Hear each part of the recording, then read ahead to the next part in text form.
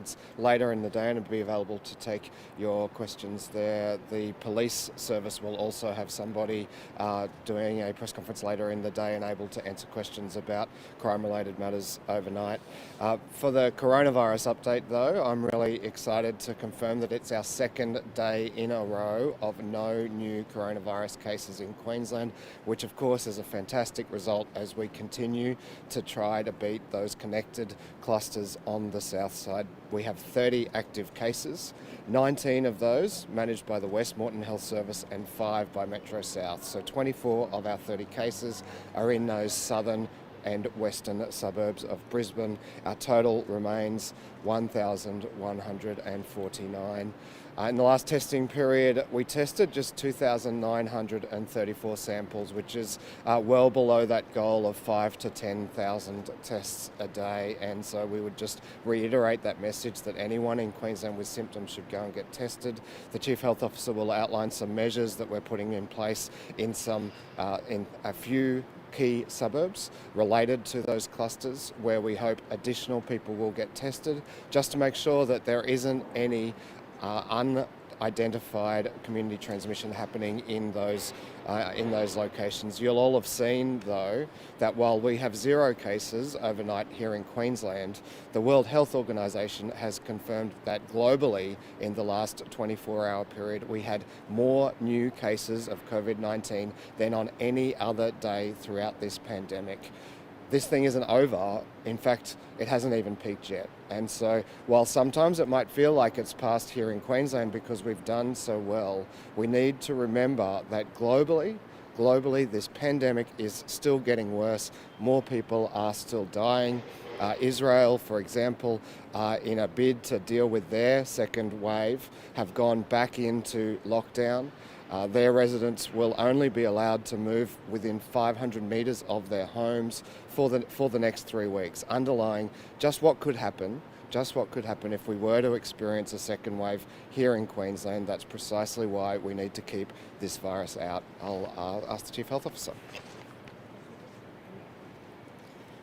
Good morning. So it is good news, no new cases overnight. It's in fact excellent news, but it's still too early to relax. We still have, I'm concerned about it, some ongoing risk of transmission, particularly around the Ipswich area. So I'm asking people today who live in Goodna, Redbank Plains or Redbank, if they have any symptoms at all, it is really, really important that they come forward and get tested. So we are looking at putting some additional clinics in place, but at the moment there are several clinics that people can attend. And remember, please, you can attend any clinic. You don't need to live in that location. If you have gone to work and you become unwell at work, or you're concerned, then just go to the nearest clinic and get yourself tested. So I'd like to repeat, that's Redbank Plains, Redbank and Goodna. So if you live in those locations in particular with any symptoms, please get tested. If you've been in those areas in the last 14 days and you have any symptoms, then get tested. The same message applies for the rest of the state. Any symptoms at all, it's really important that you immediately get tested. We want to find the first case in a cluster, not the 40th case, because at that stage it is really, really hard to get on top of it. So we've had some good news in that those residents at Laidley Aged Care Facility have all come back negative for their next round of testing. We've also had some good news in terms of the prisons and the Brisbane Youth Detention Centre. But having said that, there were still some chains of transmission that we need to cap off, so we need to do that additional testing. This is a disease that we're learning more and more about every single day. So we're now 8 months in and we're learning a lot more. And we're learning that this is not a disease of the respiratory system. That might be how it's transmitted in the main, but it's not flu. It affects every single cell in the body and leaves long-lasting problems for different organs in the body, whether that be the heart or the kidneys, the brain, the lungs. So it is really important that we minimise the number of people who get this disease, not just the number who are going to die from it, but the number who get it. That is really, really important. And that's why we have the very strict protocols that we have in Queensland for quarantine. This is about people not getting this disease. That is really important. Dr. Young, I know this might be a little bit out of your purview, but there's been a lot of commentary on your decision tonight. What sort of toll is that taken on? We've heard reports that you've had death threats. Is that true? What sort of toll is it taken? It has taken an enormous toll on me, but then this has taken an enormous toll on nearly every single person in our community. Every single person in our community in Queensland has had to give up an awful lot. And we can't see a clear end to this. So we're going to all have to work this through together and work out how we can manage this as we go forward. I think this has been tough for everyone, and I do thank everyone who's participated, because I know we've done more than 1 million tests to date, and every single time someone gets tested, they're giving up their freedom while they wait for that result. So this is a tough time for everyone, and I hope everyone has got a way of managing their mental health, of being able to talk to someone that they love, that they can work through issues with. Please reach out. We have the Care Army here in Queensland. We're very fortunate. We've got a lot of resources. We need to use all of them. How do you manage the young professional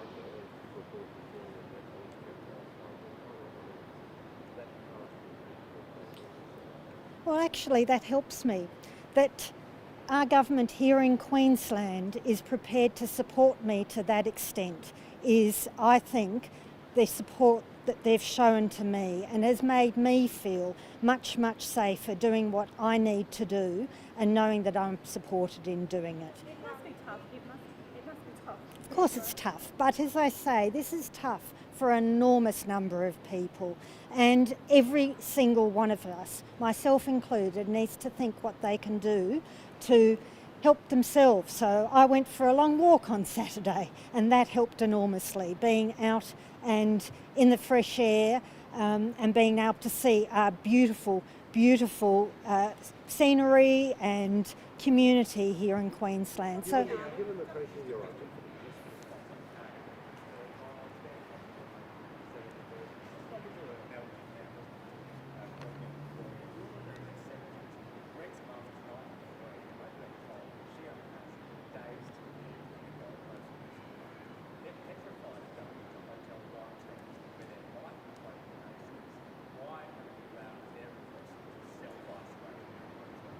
Oh, well, was it Dan, was it? Well, welcome to our press conference. It's good to have you here. As I've said consistently, the others will let you know, as I've said consistently, I never have and never will address individual cases. Every one of these cases is complex.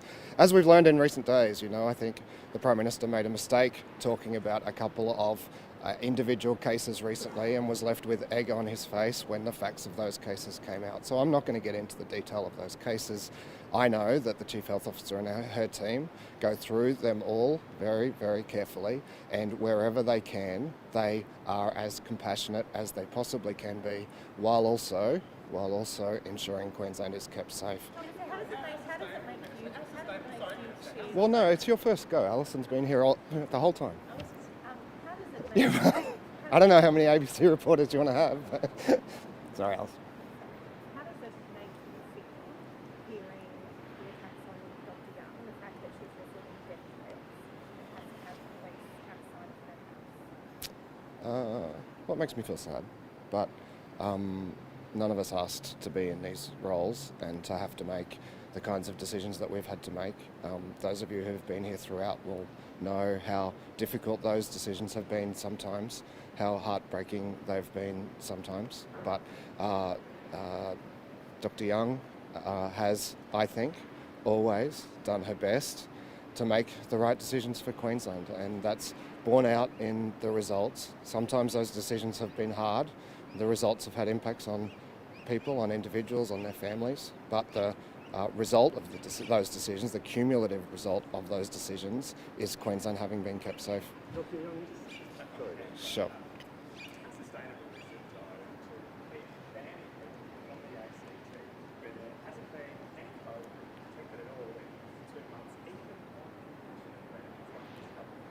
Look, all of those factors are taken into account. We've said that at the end of each month we'll review cases in other states and therefore review our border rules. We have processes in place to allow people to visit dying relatives and loved ones. We have processes in place for people to get exemptions to come to Queensland for funerals. They're very similar arrangements that apply in South Australia, Tasmania, WA. I trust 730 has reporters at those press conferences today to ask the very same questions. I trust you're not just getting caught up in the LNP's attempt to make this a political issue in the lead up to the Queensland state election. Dr. Young, given the pressure you are under and some of these have you had really self-doubt? Of course I have. Every single day I think through all the decisions that need to be made. Unfortunately, there's no rule book for this pandemic. It's a coronavirus pandemic, so there isn't something that we can just follow meticulously as we would normally. We had to, right at the start, rewrite our rule book for pandemics to take into consideration this pandemic. And we're now 8 months in, we're still learning every single day about this virus, and we're looking at what it means for the processes we've put in place. Dr. Young, we've seen the border issues become a big political issue that has been for months. We have an election coming up. Do you fear that your decisions will be politicised, and do you fear that you will be put in the middle and made more of a target in this coronavirus? So the decisions that I make are based purely on the health outcomes that we need to see. They're the same decisions no matter who would be around. How are you going to sort of manage your position when we go into caretaker period? How does that work? Will you not be getting up with government ministers? Will Bev be here? How's that going to work when we go into caretaker? There are rules and processes for that, so I'll follow them. I continually give briefings whenever requested to the opposition. I'll continue to do that, how often they request it. Did you work with an LNP government given what they said in the last few months? I'm a public servant. I will always work for the government of the day. Given what you have said just previously about getting on top of the buses and how it looks like that, people might be wondering when those restrictions for gatherings in outdoor areas inside the home are going to be lifted. Do you have an update on that? Yes, when we've had no new cases for 14 days. No new cases at all? No new cases other than cases that are in quarantine, which we know wouldn't spread. But no new cases that have been contracted outside of quarantine. Well, yeah, so community transmission of unlinked cases is the definition that I use for when I would recommend that the borders be opened. No, this would be, even if we had those cases linked, it would still worry me. So all of our cases related to the Brisbane Youth Detention Centre and the Queensland Corrective Training Academy have all been linked. We haven't had any unlinked cases, but having said that, we've had cases of concern. What day? Well, we've had 2 days of no cases. Yes, but as I said, I'm now worried about Goodna, Redbank Plains and Redbank, so we'll just have to see what happens. Because we have had an individual who was out during a period and could have infected people, yes, in the last 14 days. So that's been discussed at AHPPC and will go to National Cabinet later this week. We haven't finished the discussion.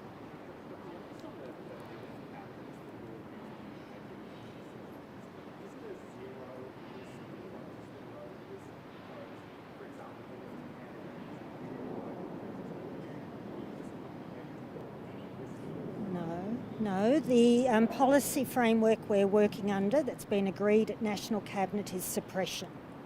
So therefore, we do allow people who are in quarantine to go out into the community wearing PPE, to visit loved ones in hospital, for instance, to actually go out. So if we had a no-risk approach, we wouldn't be doing that. And we would also be even tighter in terms of border restrictions, in terms of our quarantine requirements. For instance, we are allowing people to quarantine in their home if they've been put in quarantine here in Queensland. So our latest clusters related to the Brisbane Youth Detention Centre and the Arthur Gorrie and the other clusters related. So we're allowing those people to quarantine in their own home. We're not quarantining them in hotels, although we're making assessments each time. Similarly with our cases here in Queensland, not all cases are being treated in hospital. When we think that someone has got a home situation that it can be managed, we're enabling them to be treated in their home. So all of those decisions would be totally different if we were going for a no-risk approach.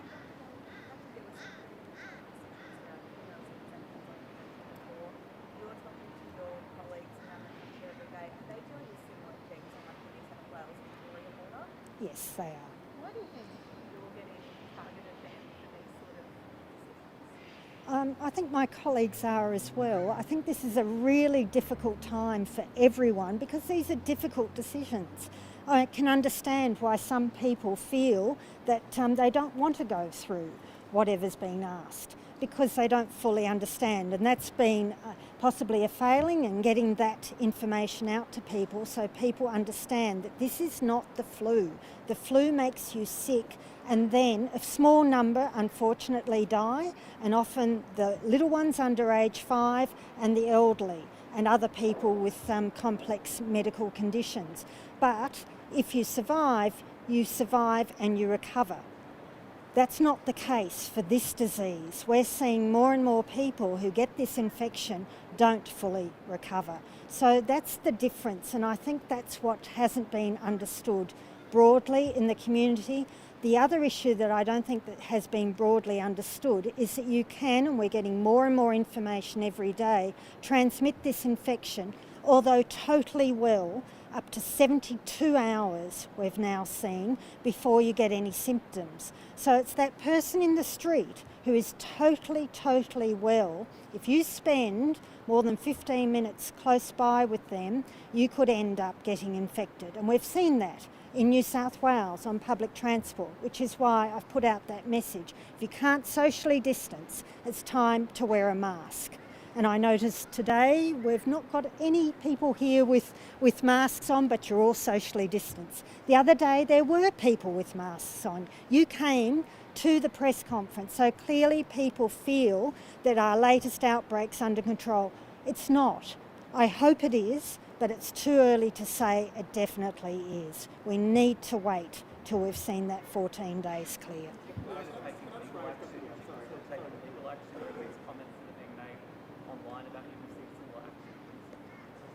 No, I would never take legal action. No. I think postal voting opens today. Do you think it will be with a postal vote? Yeah, I understand applications for postal votes open today. Of course, the postal votes themselves won't be issued until after nominations have closed and ballots have been drawn in all of those seats. I would expect that there will be more people early voting. In fact, we hope that's the case. That will minimise any kind of risk of coronavirus during the campaign. The Attorney General, I understand, has spoken before about the range of initiatives being put in place, but they include additional postal voting, extended pre-polling. The Northern Territory election, which might be the best guide, did see a very large increase in the number of pre-poll votes in particular. Kansas Council, there's a bit of a row over a second kidney transplant unit. The LNP candidate for Kansas pledged $2 million towards the building cans. What are you guys promising for those two cities, and how are you going to decide which city gets it? Yeah, this is a pretty outrageous example of the LNP ignoring the medical advice and just doing what's best for them in their targeted marginal seats. We have a an expert panel currently considering what is the best location for a transplant service in the north. The first transplant service outside of Brisbane, that was a decision we made, an announcement that we made. However, we put clinicians and consumers in charge of determining the most appropriate location. It's a complex matter and there are a range of considerations. But the last thing a candidate for an election should be doing is saying that they will override that expert committee to pork barrel in a marginal seat. And that's effectively what the LNP are doing here. They've refused to take the health advice on so many matters related to COVID, and now they're saying they won't even take the health advice about the best place to put a transplant service. A human organ is incredibly valuable. A human organ will save a life. And to think that you might put that at risk to try to win a few votes in one seat, I think it's pretty disgusting. Are you one of the, you were on the three-way billboard up there at your way event at Bancroft. Does that come out of your electoral allowance? So obviously you save a bit of money by doing 3 MPs on one billboard, is that right?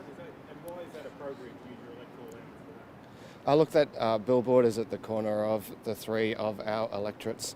We are and continue to talk to our communities about our plans to keep them safe from COVID and, of course, keep them in jobs, keep our economy open, and all of us use our allowances entirely appropriately.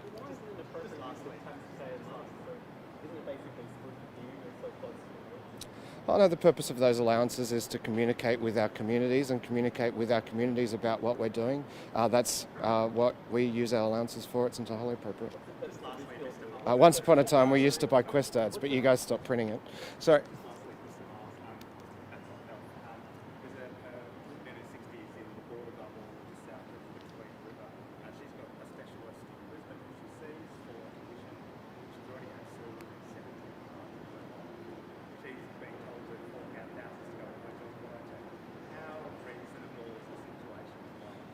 Well, again, as I said, I'm not going to talk about individual cases. We have a dedicated team of clinicians who are available to people in other states who need to get healthcare here. We treat nearly 1,000 people from New South Wales in our health facilities each and every day, and I would urge you to provide the details of that hotline to your contact, and we can facilitate her seeing her doctor. Thanks, everyone.